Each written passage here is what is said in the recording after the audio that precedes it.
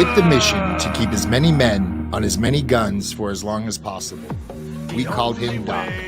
Welcome to Combat Vet Vision. And now your host, Aaron Chief Seabird. How's everybody doing? Hey, welcome to Combat Vet Vision. Hey, this is a place where I get to really kind of put down a lot of different things that are going on in my life, but as well as our other combat vets, sponsors, supporters, volunteers. And today's kind of a cool deal. I got a buddy of mine that's actually a contractor that went over to Iraq as a truck driver and did a whole bunch of driving. As much as everybody's out in the wire all the time, these contractors were out on the wire as well, but under the conditions that hopefully it was safe. But that wasn't always the true scenario, because some of them have lost their lives to been injured severely in the areas that they operate in.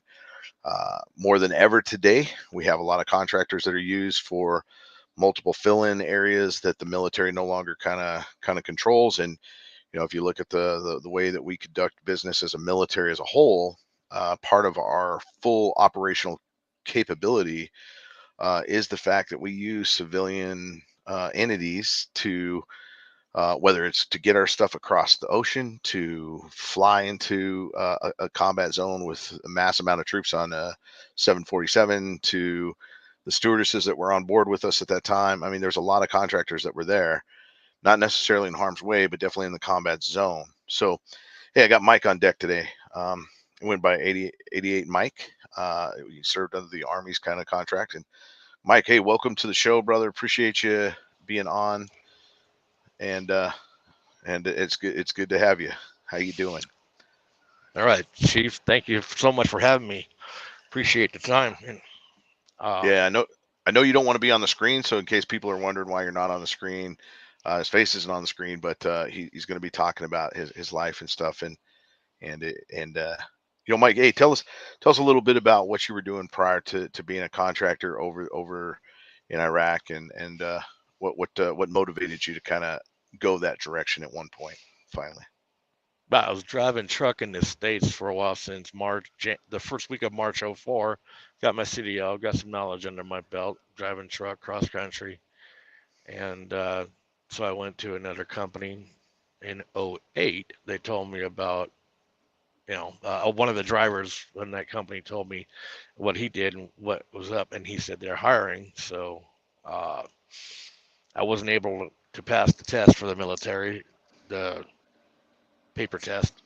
So my life went a different direction. And so I took a chance, saying maybe, I don't know if that they're what I want, or that I'm what they're looking for, or if I have anything to contribute to it, it's a contract company. So all of a sudden I got a response back after applying and go for a WABI test.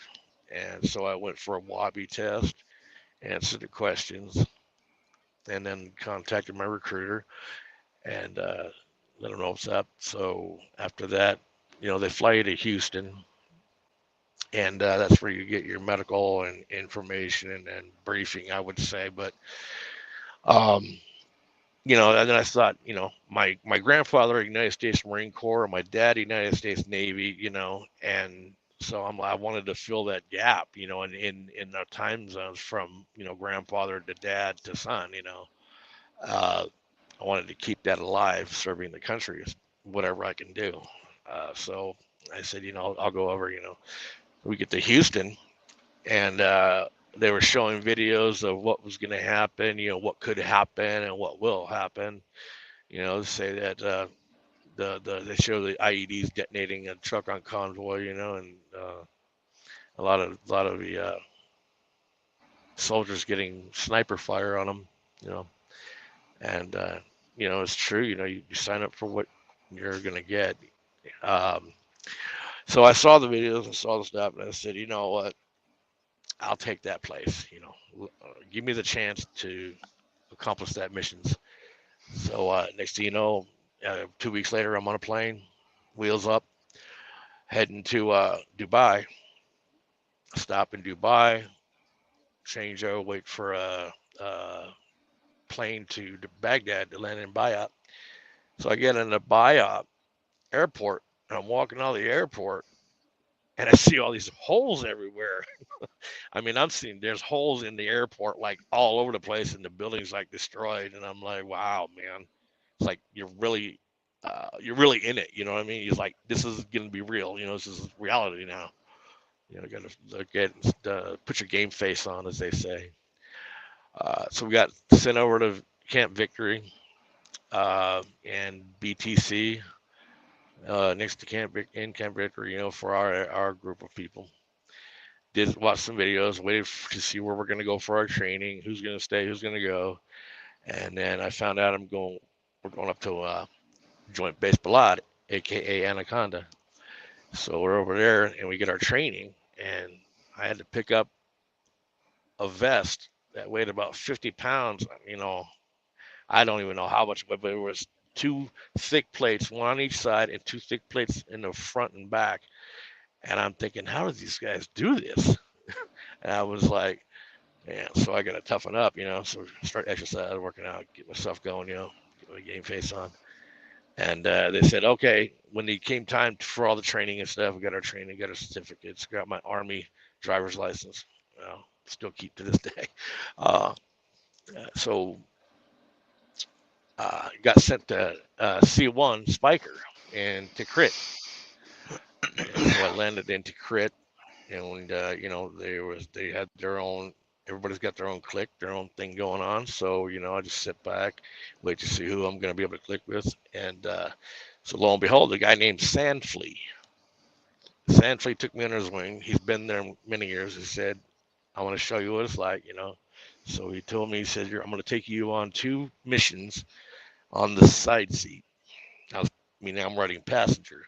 So we did the 2 missions. That was cool. You know, nothing happened. And he said, okay, ready to go. So he taught me how to stay in the middle of the road, right, on the dotted lines between my legs and stuff. You know, watch for IED on the media, watch for IED on the right side, and watch, you know, keep it on the hardball. Well, after I got my first mission to go to TQ, I mean, excuse me, not TQ, H3. It was north of Spiker. We got up to Baji, a little town of Baji, and between Baji and Camp Summerall, there's a little alley called Hesco Alley. You can't run 2 cars at a time through there. It's only meant for one route up, one route down. You see this big hole in the ground, and it's like huge, and you've got to try and stay out of it. But while at the same time, you're looking on rooftops on the right in the town of Baji, and Summerall was already given back to, you know, the Iraqis. So Baji, trying to keep an eye on that, trying to keep an eye on the road, make sure you don't miss anything. You know, got out of there, it was clear. And then night came by the time we got out. And when we were on the way to Q West, and so after Hesco Alley, we got to start heading up to Q West. And in the nighttime, all of a sudden, I can't remember if I was truck 9 or 10, but truck 1 of our guys was going by, and all of a sudden a det happened, and the IED detonated to the right.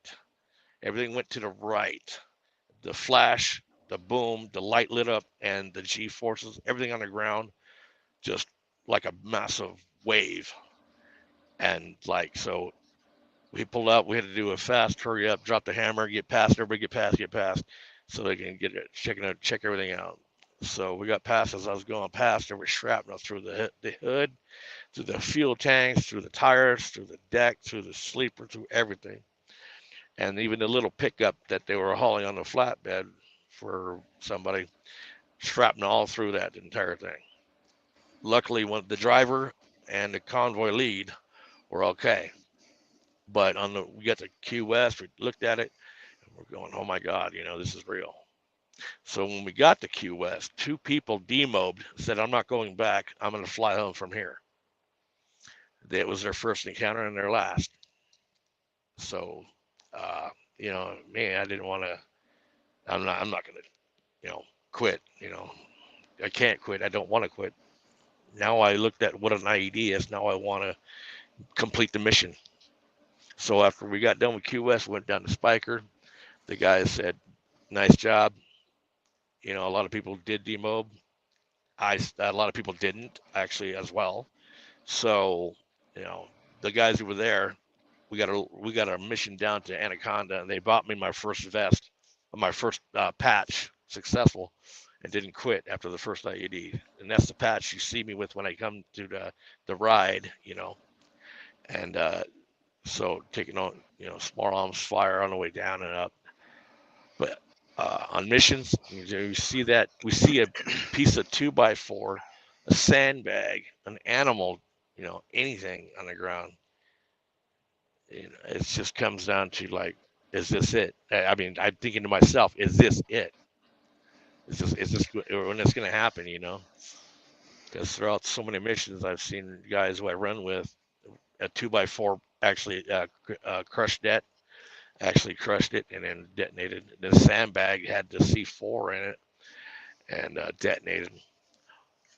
Um, Body bomb, like you say, an animal. Put a bomb inside an animal, get close enough to it. You know, all these things that I've seen in my time that it's just so, you know, over there, we're like, I'm not even focused on day and time. I could give a crap less what time it is, what day it is. I'm just ready to go. Let's go. Let's go. Let's go. And always waiting for that to happen. Exactly. Yeah, Mike, it's you know, that first experience is always kind of a rough one. I mean, my first experience was an RPG attack, and it was just kind of a crazy thing that happened. We made it through that, and then many IEDs that I've been through. I treated a couple of guys from my unit that it was hit with the ID. Luckily, my Right. vehicle was not in the mix of that. But that's I was there during a time when the IEDs were kind of small and they were getting bigger. But 2003, a lot of IEDs at the beginning of that. And then 2004 or 2000, I mean 2005, 2006. When I got hit and came back, you know, with a mortar round. But yeah, Mike, thanks for sharing that experience. And yeah, how long did you stay in country before you Oh, came back? that was there 3 years. When they told us in Houston, you know, when before we went over, said there's nothing going on, everything's okay over there. There's no more fighting and stuff. Yeah, right.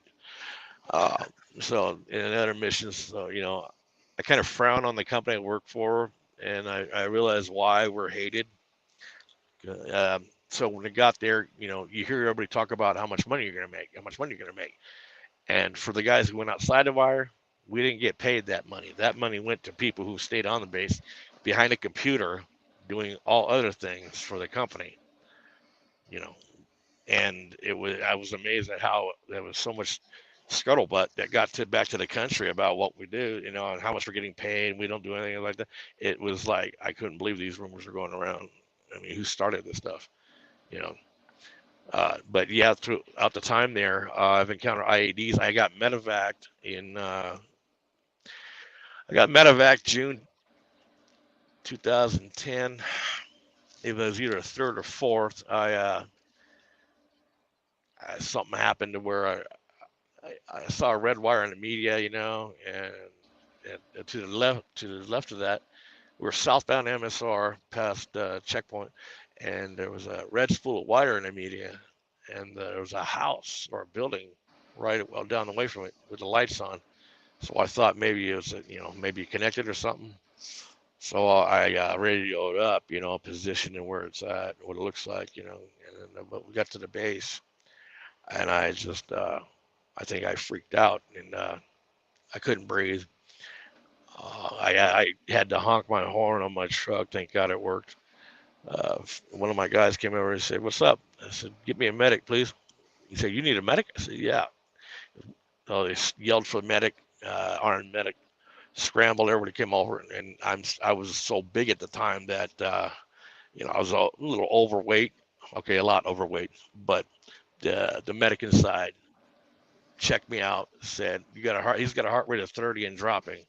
So we got a medevac, and all of a sudden they're pulling out, putting into an ambulance, and then sent over to the cache to run tests and find out what happened. They couldn't find out what it was, so they said they need to do an extensive testing, and got flown to Germany, landed in Ramstein, bust over to Landstuhl, had all these tests done, and they couldn't figure it out. So got back to my base, and the medics for the company said they're betting it's PTSD, and I said, no, man, you save that for the military, man. Those guys earned that stuff.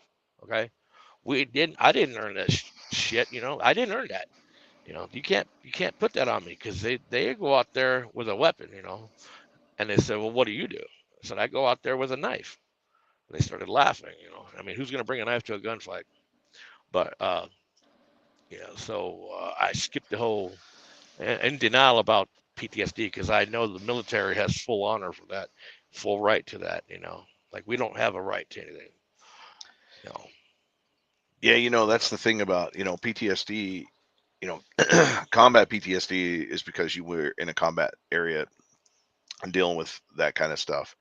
And obviously, you were embedded with the combat elements that were doing this. And I mean, PTSD is from any, it's an unseen, it's a natural reaction to an unnatural situation that traumatically puts its effect on you.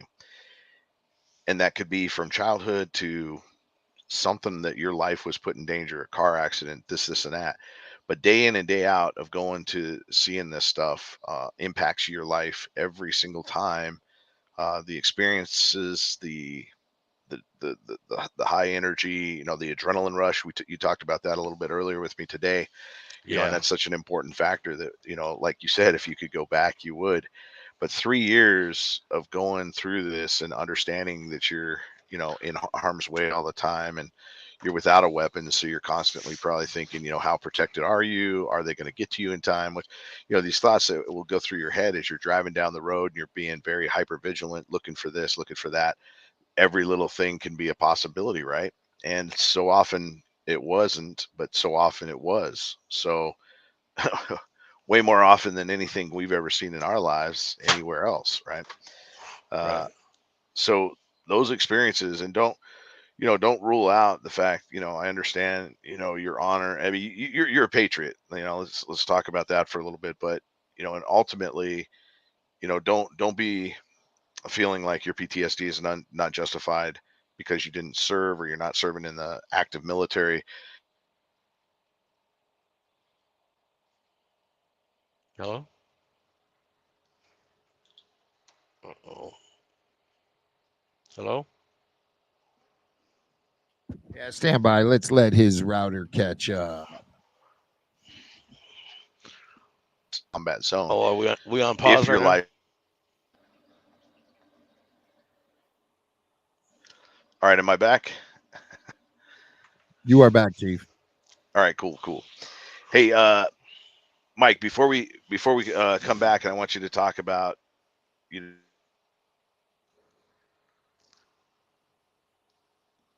We're going to take a quick break and hear a message from the VA.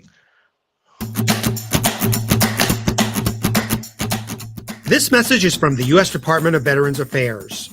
Did you serve in the military? If so, a quick break. You can obtain a free lifetime pass to more than 2,000 federal recreation sites. These sites are located across more than 400 million acres of public lands, including national parks, wildlife refuges, and forests. The lands host activities to fit any lifestyle: hiking, biking, fishing, camping, and much more. Gold Star families are also eligible for these free lifetime passes. Plus, they cover entrance fees for a driver and all passengers in a car, or up to 3 additional adults at sites that charge per person. Obtaining one is easy. Just go to the National Park Service website, nps.gov, or the National Park Service app.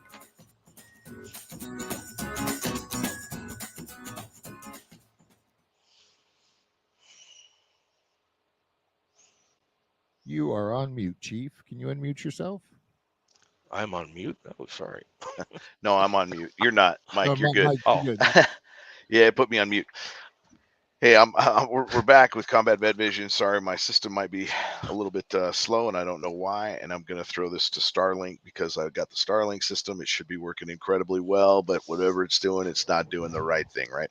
So I'm going to have to hit Starlink up and I'm just throwing them under the bus because I spent a lot of money on the equipment and a lot of money every month to get this thing. So Starlink, comm check.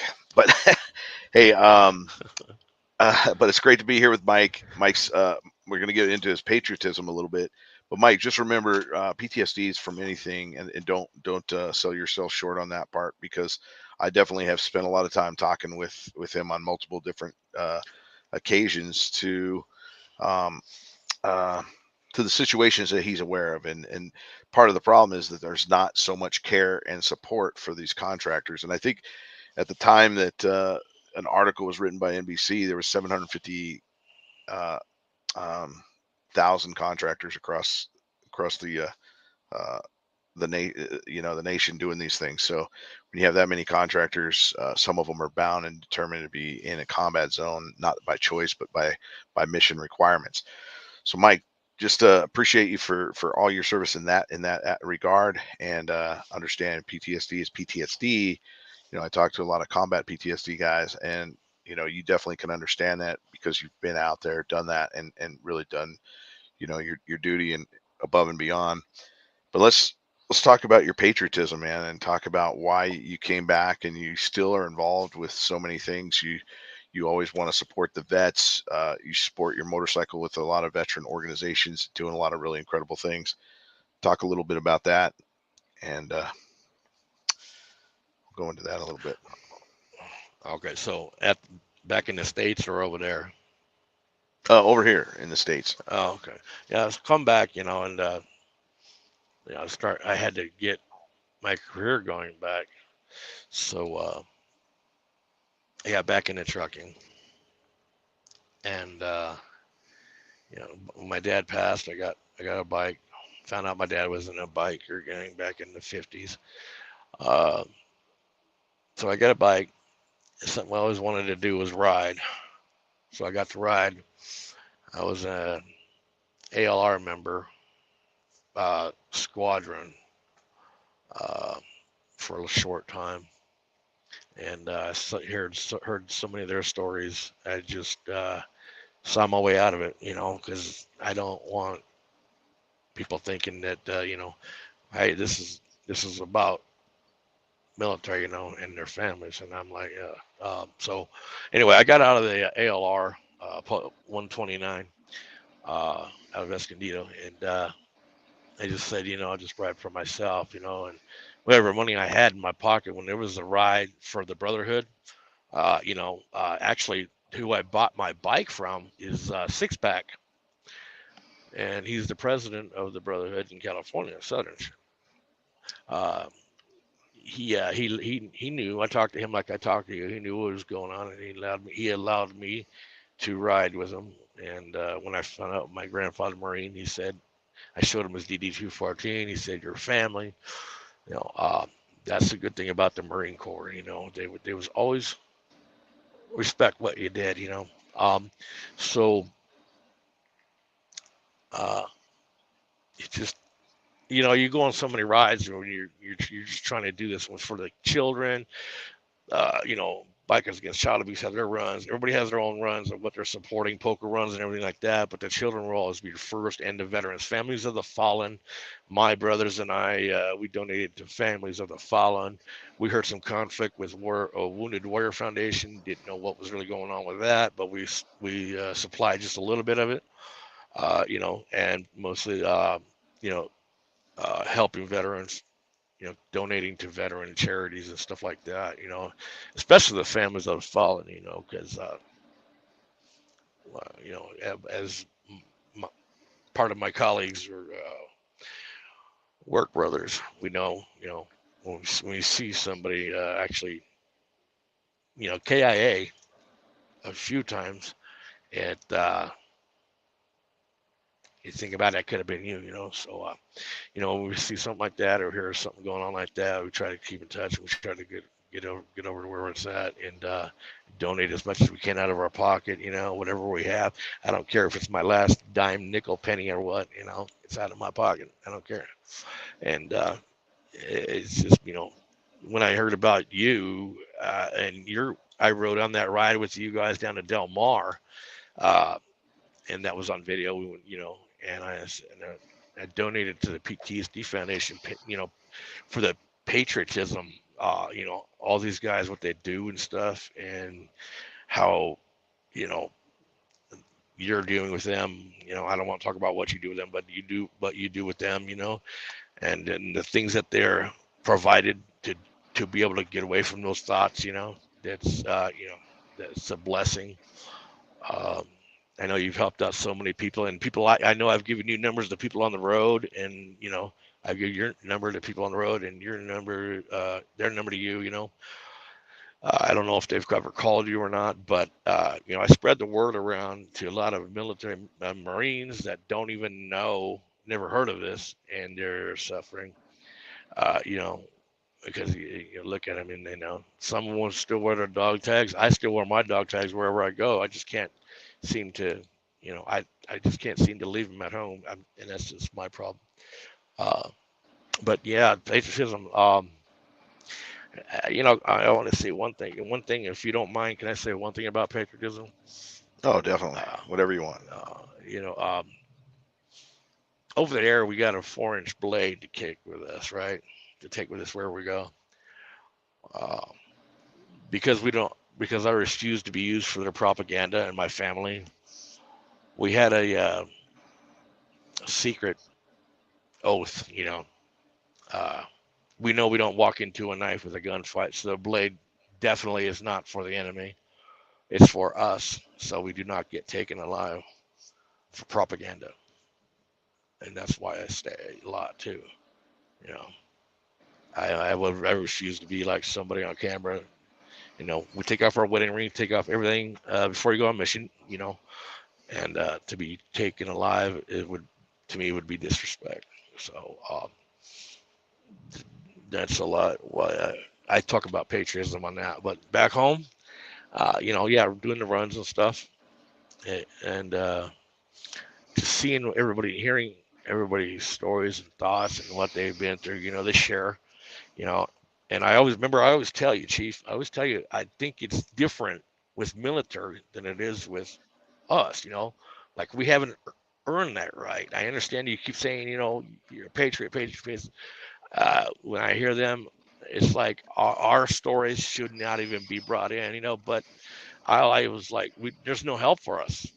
We have nobody to turn to, you know, uh, everybody turns to Jesus and stuff, but sometimes out on the road here, organizations and stuff that are on the run. We see the bikers on the run for charities.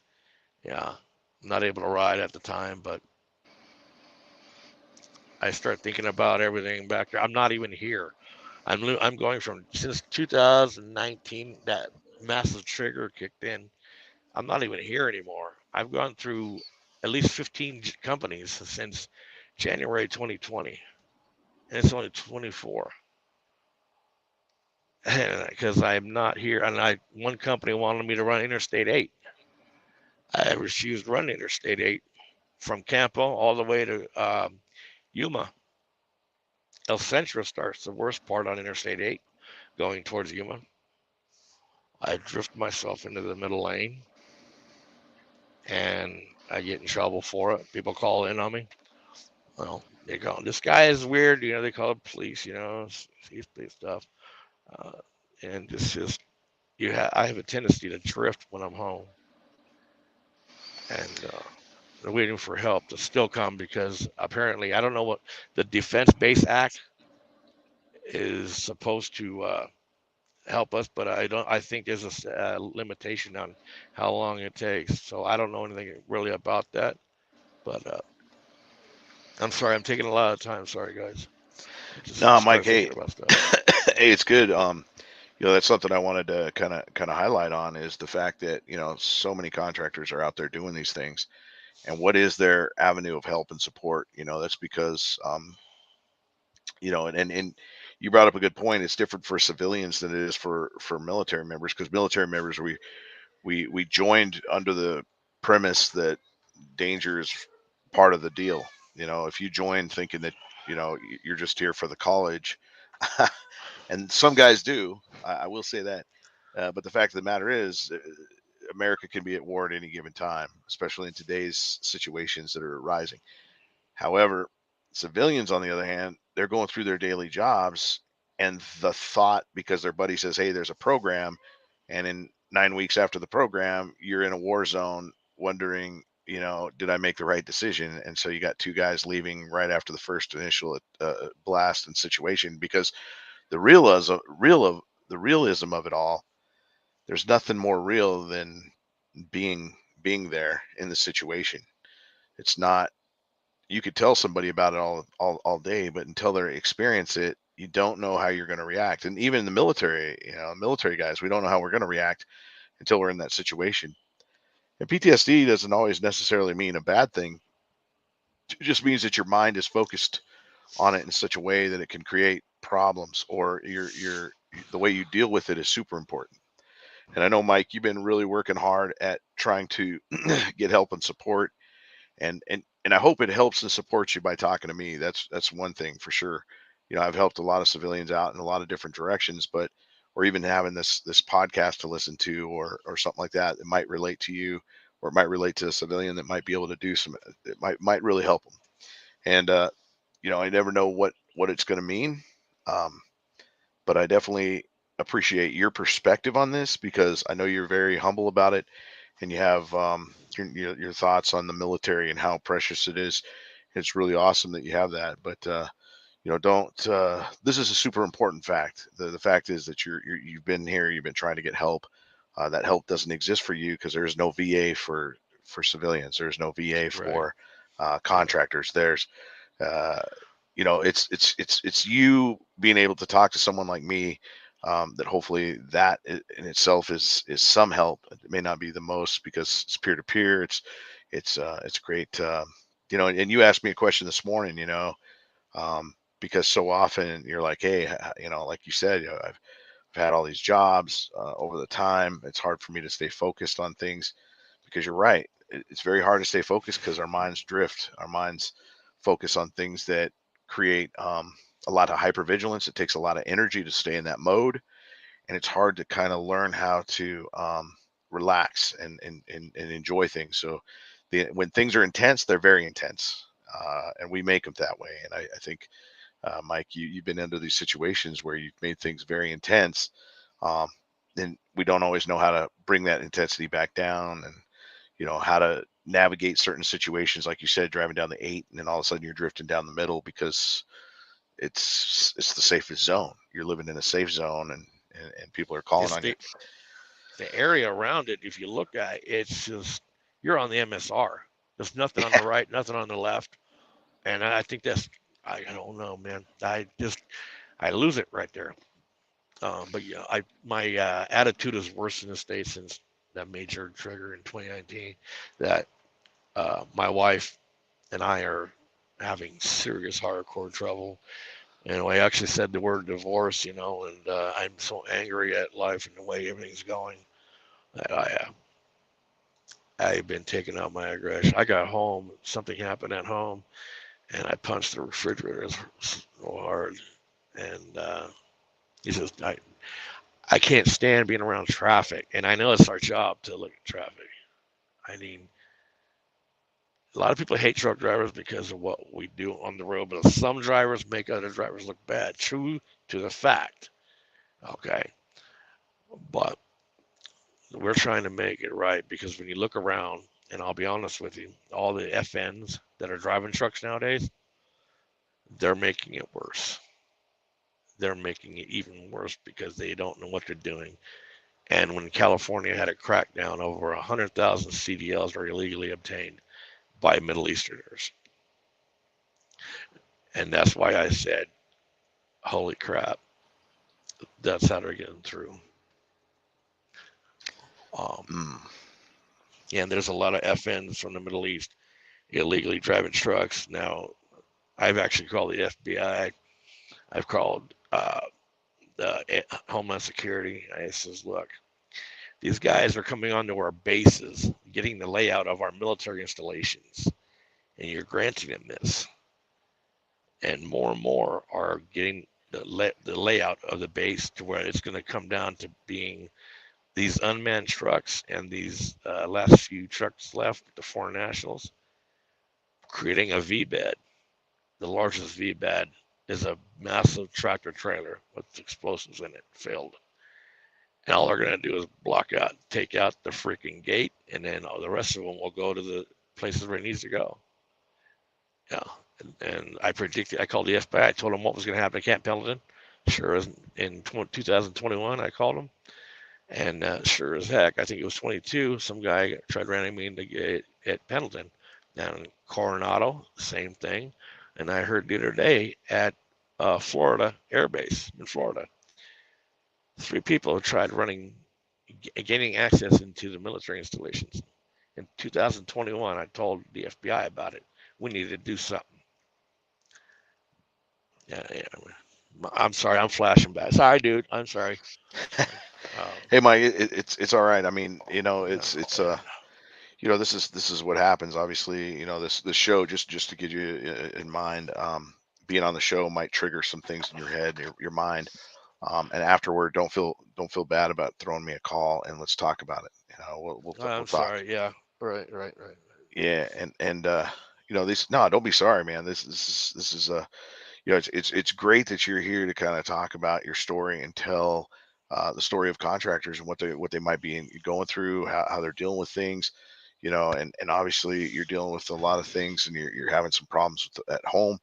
Hopefully these things can hopefully you can find some peace in being able to talk about it, and it kind of it gives you a processing. So you're processing this as well, and this is the thing that happens, on the show, when we start talking about it, even listening to you, it sparks a lot of memories that I kind of don't really think about because they're